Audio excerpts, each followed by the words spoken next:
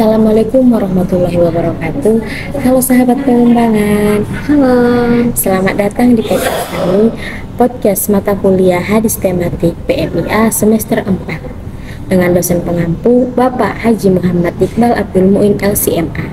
Jadi di sini kami akan membawakan podcast yang berjudul Etika Bisnis dalam Islam Perspektif Hadis Tematik.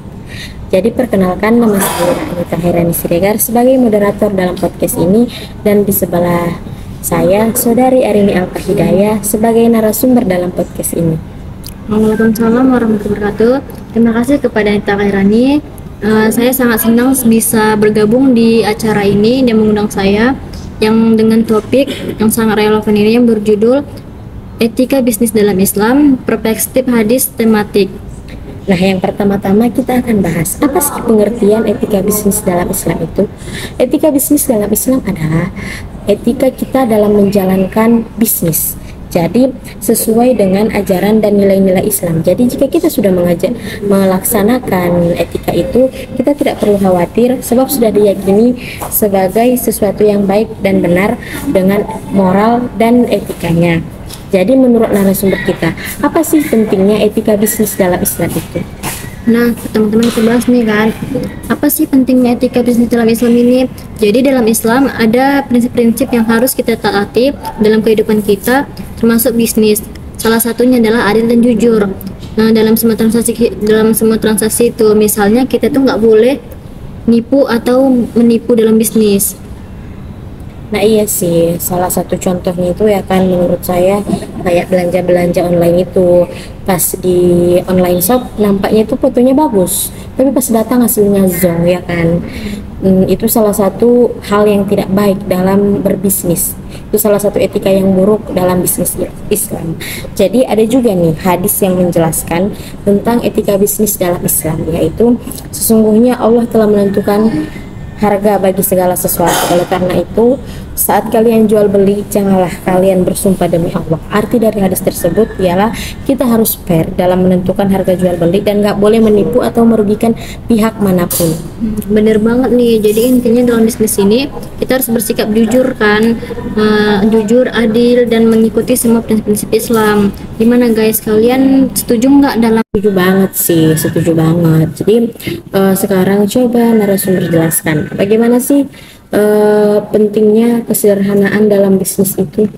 Jadi kesederhanaan itu penting banget ini kan guys dalam Islam, terutamanya dalam konteks bisnis. Ini bukan soal menghindari kemewahan berlebihan, tapi juga tentang menghargai keberkahan rezeki. Betul sekali sih. Nah, dalam Islam kita diajarkan untuk menghargai setiap rezeki yang kita dapatkan dan menggunakannya dengan bijaksana. Nah ya kan, termasuk itu dalam bisnis juga. Misalnya kita harus bijaksana dalam mengelola keuntungan yang kita dapatkan dan juga dalam membelanjakan modal untuk bisnis. Nah, selain itu sih, kesederhanaan juga mencakup sikap rendah hati dalam meraih kesuksesan. Jadi kita nggak boleh sombong, mentang-mentang kita owner dalam sebuah bisnis, kita harus tetap rendah hati. Bener banget ini kan, intinya adalah kesederhanaan itu membantu kita untuk tetap rendah hati dan bersyukur atas semua rezeki yang kita terima. Dan juga kita tidak boleh mengambil rezeki orang gitu, kita nggak boleh iri. Nah iya juga sih, dan itulah mengapa kesederhanaan menjadi nilai yang sangat penting dalam etika bisnis dalam Islam. Iya kan, jadi dengan menerapkan nilai-nilai seperti kesederhanaan tadi yang dalam bisnis, kita bisa menciptakan lingkungan bisnis yang lebih berkelanjutan dan bermanfaat bagi semua aspek. Oke, sebelum kita lanjut, gimana kalau kita bahas contoh konkret lainnya tentang prinsip-prinsip etika bisnis dalam Islam? Coba narasumber jelaskan, apa sih contoh ininya gitu? Nah, salah satu penting dalam bisnis Islam itu adalah kejujuran. Misalnya dalam transaksi jual beli, kita harus memberikan informasi yang jelas dan jujur tentang produk atau jasa yang kita tawarkan. Iya sih, betul sekali. Contohnya, kita juga nggak boleh gitu menutupi cacat-cacat atau kekurangan produk hanya karena kita ingin mendapatkan keuntungan yang lebih besar. Ini sesuai dengan ajaran Islam yang mengajarkan untuk menghindari penipuan dan menyebarkan kebaikan. Hmm, kan jadi gitu kan ada nih bisnisnya yang relevan dengan semua prinsip yang kejujuran ini. Rasulullah SAW pernah bersabda nih, sesungguhnya orang yang jujur itu akan dipandang sebagai orang yang benar di sisi Allah. Ini menunjukkan betapa pentingnya kejujuran dalam Islam. Iya sih, selain itu juga dalam bisnis kita juga diajarkan untuk menghormati waktu dan komitmen. Kita harus menjaga janji-janji yang kita buat dan menghargai waktu orang lain. Bener banget ini moderator. Misalnya kan, jika kita janjian ini untuk bertemu dan dengan klien gitu kan, atau rekan kerja pada jam tertentu, kita harus tepat waktu dan menghargai waktu mereka. Iya sih, itu semua sesuai dengan ajaran Islam dan mengajarkan kita untuk selalu amanah dan menjaga komitmen kita. Baik kawan-kawan, mungkin itu saja podcast kami. Itu saja podcast kami tentang etika bisnis dalam Islam perspektif hadis tematik.